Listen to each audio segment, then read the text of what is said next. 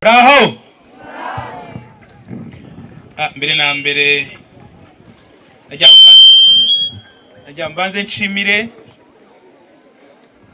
ubuyobozi bw'intara y'Amajyepfo, ubuyobozi bw'akarere ka Gisagara twafatanyije mu gutegura uyu munsi.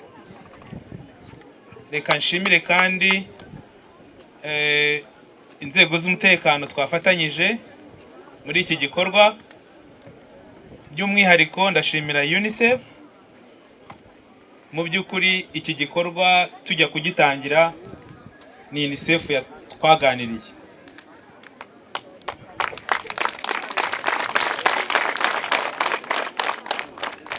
Iki gikorwa mureba twakoze ni igikorwa mpuzamahanga. Urubyiruko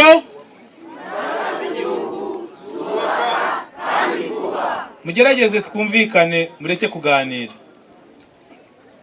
Ni igikorwa mpuzamahanga kubera ko ubwo habaye inama mpuzamahanga ku bidukikije ubushize, Abahinde nibo berekanye yuko bateye ibiti byinshi.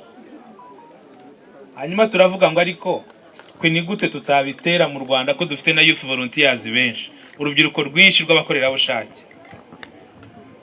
Twumvikana ko mu nama mpuzamahanga yo kubidukikije uyu mwaka bazerekana ifoto y'Abanyarwanda b'urubyiruko batera ibiti byinshi ku musozi, kandi bikaba ari umuco tugiye kubaka kuri ubu n'igihe kizaza. Amafoto yanyu rero nabonye twafashe, uko twese twakoze uyu murimo, tuzabyerekana ko isi yose igomba kubyigiraho mu nama mpuzamahanga y'ibidukikije. Turagira ngo mwihe amashyi kuri iki gikorwa.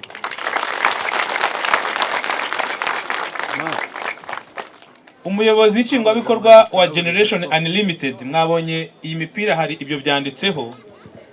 Baramubajije bati kubera iki ubu ngubu urubyiruko turi kurujyana mu bidukikije? Arasubiza ati aba bana batoya n'urubyiruko nibo bazahabwa iyi si dufite. Mwebwe mu myaka 10-15 iri imbere ni mwebwe muzatunga iyi si. Byaba ari ikibazo musanze iyi si ari ubutayu, ari ibiza gusa, abantu batabasha kubona imvura, uru rubyiruko rwazahagirira ibibazo. Iyo mwita kuri ibi biti mwebwe, na hazaza hanyu muba mutegura.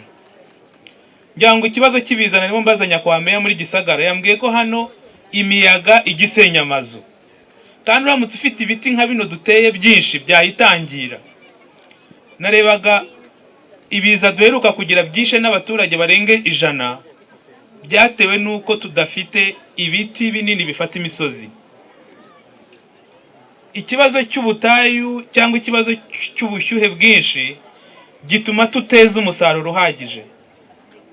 Gutera ibiti rero ni ingenzi cyane. Muri iyi minsi dusigaye dupima umwuka duhumeka. Twagaragaje yuko nko mu mujyi wa Kigali umwuka atari mwiza kubera ibiti bike. Gutera ibiti rero ni ingenzi. Buri mwana wese ahangaha no mu rugo iwanyu, ku mashuri, ku kiliziya ahantu dusengera, nihajya haba gahunda yo gutera ibiti, ujye utera igiti uzirikana ko kizagutabara nibiba ngombwa. Kizazana imvura kandi kizaturinda umuyaga kandi kizatuma igihugu cyacu gitoha. So gutera ibiti rero tubigire umukoro.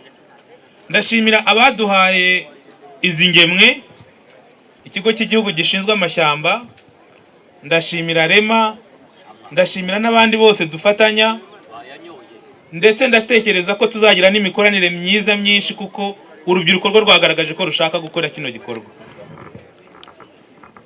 Ikindi kintu nshimira UNICEF nuko mwateguye n'igitaramo. Mu kanya tugiye kujya kuri gymnase ya Gisagara, ubundi twabazaniye abahungu n'abakobwa, turi kumwe na Bulldog, Riderman, za ndirimbo zose barazituririmbira. Buri wese ufite imirongo yafashe mu mutwe araza kuyisubiranamo nabo. Turi kumwe na Ariel Ways. Muramukunda? Aha. So mukanya tugiye gutaramana, ariko byose ni ukugira ngo reka tubabwire ibanga risigaye rihari. Abakiga primaire bazamure. Nimujya kwiga muzahitemo kwiga ibijyanye n'ibidukikije. Kubera ko ubu hari ikintu cyitwa green skills. Ubumenyi ku bidukikije, green. Hari n'icyitwa green money. Ntabwo ari note z'igihumbi, ni amafaranga y'icyatsi. Nayo green money irahari. Ubu abayobozi bakomeye bazi na green finance na green economy. Ubu ngubu hari ubumenyi bwinshi umuntu ufite umushinga w'ibidukikije na proje yabyo abona amafaranga ku isi kuruta undi wese uzanye umushinga. Abiga secondaire muzamure turebe. Abiga secondary, nuramuka ugiye muri kaminuza ukabona wabona agriculture cyangwa environmental studies cyangwa conservation agriculture, ibintu bijyanye n'ibidukikije. Ubu niho imirimo iri. Niho imirimo iri, kandi kubera ko isi yose ihangayikishijwe n'ibiza. Ku bantu bareba amakuru kuri televiziyo, hari ibiza byateye muri Amerika byitwa Milton biri kwica abantu bigasenya amazu. Umuntu wese wazana igisubizo kubiza abona amafaranga, abona akazi ku buryo bworoshye. Ubu hariho na green jobs. Yes, ubu hariho green skills, green money, green economy, green finance, green education, and green jobs. So everything is about green. N'abantu bakunda kugira ubuzima bwiza bagira ubuzima bwiza iyo bariye green food. Ntabwo nzi niba hari byeri ya green ni mitsingi nayo ni green drink. Oya yo ntabwo tuyemera.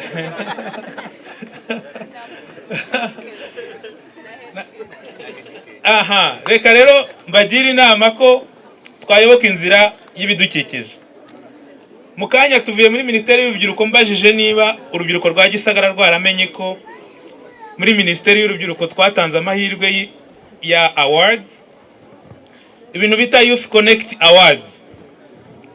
Uyu mwaka tuzahemba urundi rubyiruko tubaha amafaranga y'igishoro.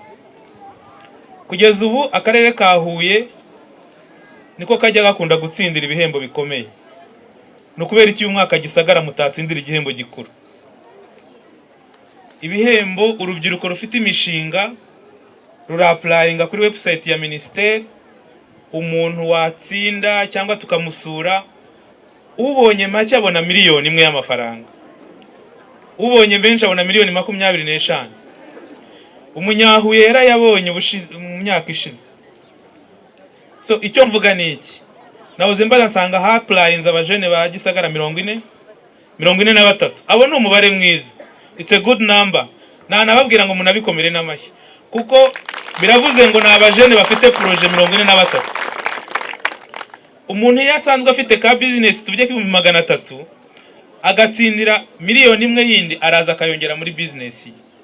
So ibyo nibyo turi gukora. Izo ni Youth Connect Awards, ariko by'umwihariko abakora mu buhinzi twazanye cyitwa Agri Connect, ngo abakora mu buhinzi bazakompitinge bonyine tubaha amafaranga. Ubu twazanyemo na kandi twise Art Connect. Niba hano hari umudije cyangwa umuntu ufite inzu record house usanzwe afasha urundi rubyiruko kwerekana impano zarwo, Art Connect please, uwo muntu niwe dutegereje ngo atwereke projet niba ajya afasha abandi bahanzi, nawe wenda tube twamuremera nka miliyoni 5 akomeze business. Sibyo nabyo twarabipanze. Byaba ari opportunity nziza rero kubimenyera hano. Utarapplyinga tuzarangiza tariki 14 nibwo tuzafunga website. Abana bato rero muri aha nayibonye mwateye igiti, muri abana beza.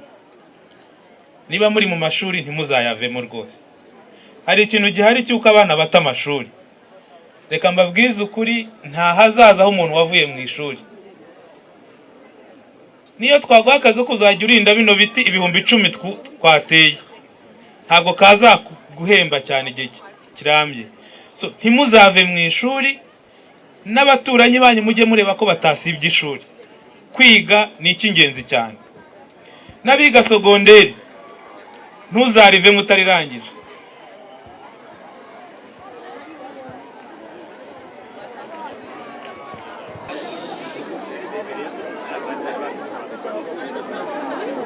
Ngaho ni mwihangane mudutega amatwi rero, tubaye babiri.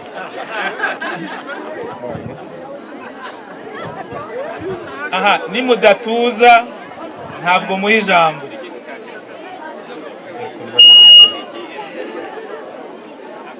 Ndi kumwe n'umuhanzi Ariel Ways, ngo mumwerekane ko mumwishimiye. Aya mashyi bagwaye nta wundi muntu urayahabwa hano. So reka ngewe rero ndangiza ijambo mbashimira. Mukanya turahurira mu gitaramo, hanyuma ariko ngo tubwire ngo baririmbira akantu gato. Neza Ways on the way.